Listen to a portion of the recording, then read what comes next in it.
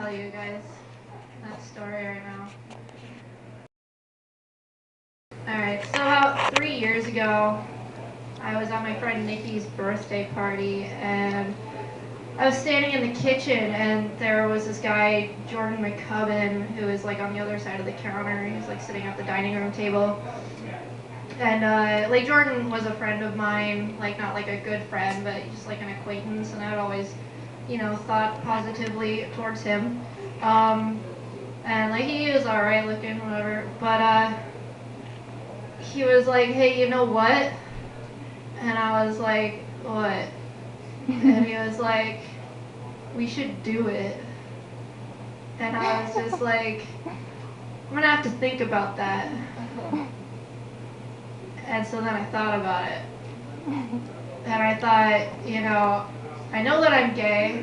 Like, I've always known that. That's not really in question. But no one's ever propositioned me before.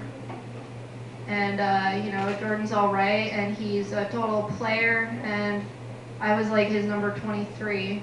So, he didn't give a fuck about me, which meant that, like, I didn't have to worry about that. So that was cool. And so I was like, you know what, maybe this is a good idea. Just get it out of the way. Like, I'd always kind of waited for, like, the right person to come along, and I realized that's not probably gonna happen, so I just went for it. And so then, like, later on in the party, like, he was in the living room, and he was sitting on the couch, and so I sat down next to him, and he put his hand on my leg, and I picked up his hand, and I set it back on his leg, and I was like, no, let's go.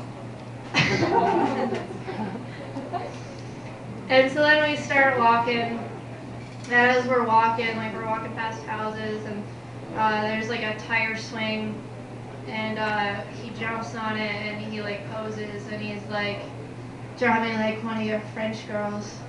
And I was like, no.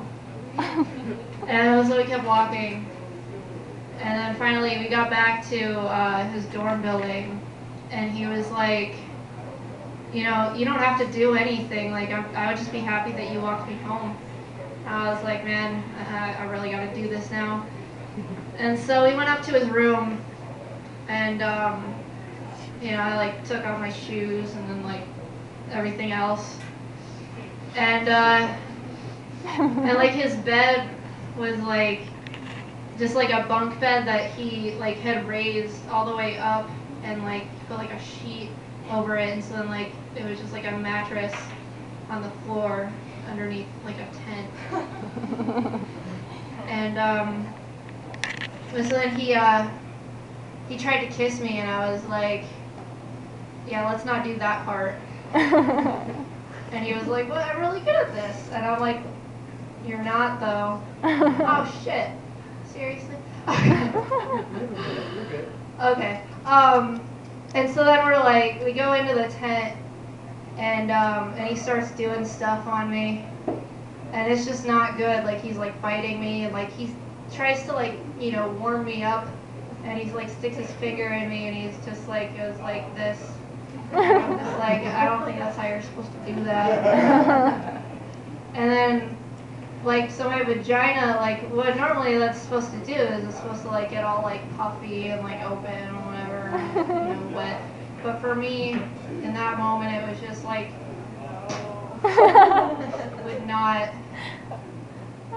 let him in there, and like he kept trying though, and he like would say shit like, "Oh, your vagina's so tight, it's so hot," and I'm like, all right, whatever. And then he like kind of tried to go down towards my asshole, and I was just like, dude, that's my asshole. And he was like, no, it's not. And I was like, I think I know what my asshole is. And I found out a few months later is that he was actually trying to put it in my asshole, because apparently that's where he wanted it to go.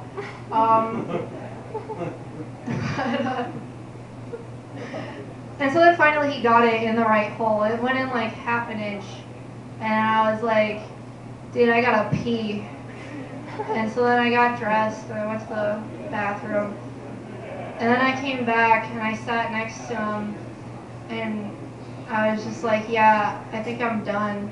And he was like, well, how was that for you? Like, emotionally.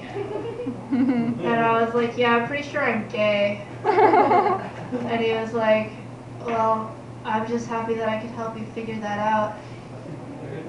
And then all of his roommates came in and fist bumped me. That's it.